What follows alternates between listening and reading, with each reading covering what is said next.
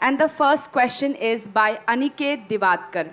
He says, Hi Guruji, in recent days I came across several contents about Illuminati, secret society, who are ruling our whole world using media, finance network and pharma politics.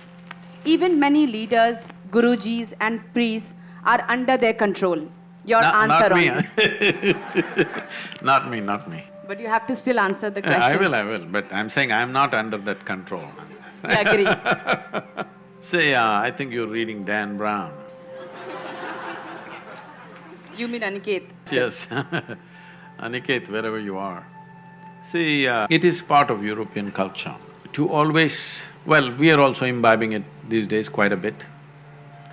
But in Europe, secret schools were romantic stuff.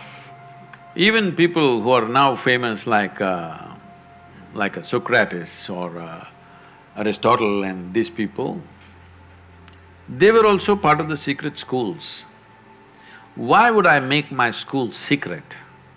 Because society is in a mode of persecution of anything that it does not agree with. Persecution. Only if there is persecution, a school becomes a secret school, isn't it so? So, secret school traditions are so much in Europe because the dogmatic religious beliefs were really suppressing anything. Anything that they think is gathering 10 people, they want to demolish it, they will kill them.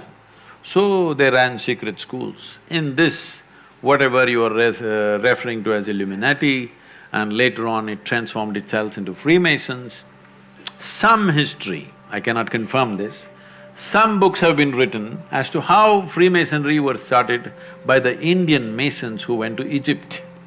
Because they had to survive in a strange land, they came up with all kinds of tricks how to survive.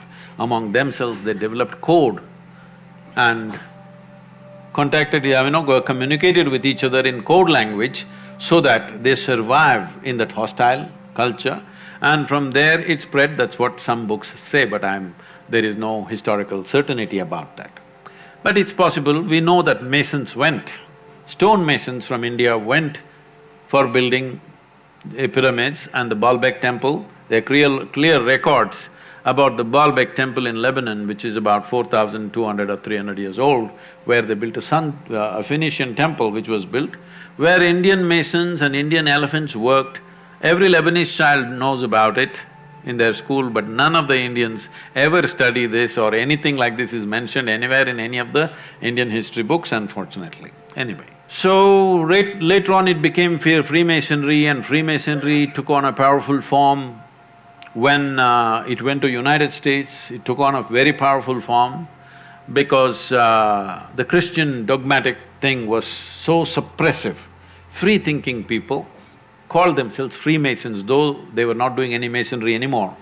But you will see one thing, wherever Freemasons are there, the building designs are fantastic. I've gone to a whole lot of Freemason temples simply because I love the design part of what they have done, fantastic designs. Because geometry is very much a part of their culture. It is because of this probably somebody is writing books saying that they came from India, because in India the yogic culture invested itself absolutely in the geometric aspect of life. Yoga means, in one way, aligning your geometry so that you become aligned with the cosmic geometry, so that your experience of life is enhanced in such a way that what is you and what is cosmos in some way becomes a reflection of yourself, or you become a reflection of the cosmos, whichever way you want to see it. So because wherever we see an extreme sense of geometry, then we think yogis must have been here, because this level of geometry doesn't come unless you are into an internal process in ancient times. Now, of course, people are studying geometry at a different level outside, but otherwise, at that time, the only way you could understand geometry so complex was studying your own structure, how this body is made, and observing the planets and astronomical phenomena.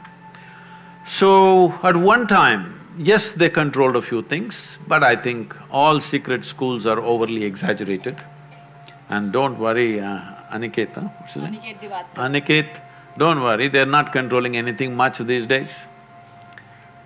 Donald Trump is controlling a lot of things.